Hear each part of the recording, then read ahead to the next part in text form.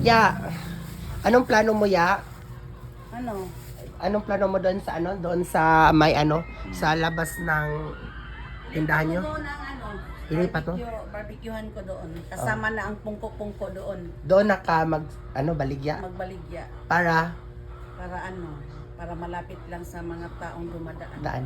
Di yung mga kumakain doon na lang sa ano? Sa may lamisa doon. Diyan. O dito ng banda, mga lamisa na lahat. So, yung ano mo yung bagong recipe mo kagabi ay yung naubos ya? Lansyaw.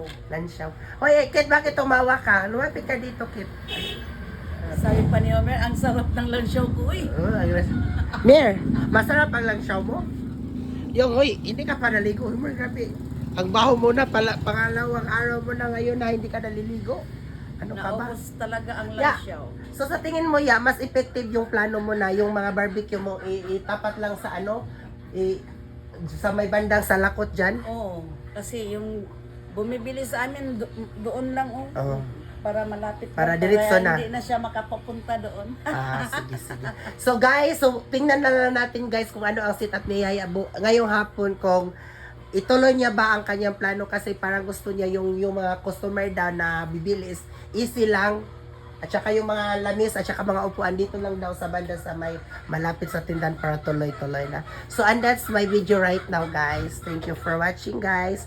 Have a nice day. God bless. Oh.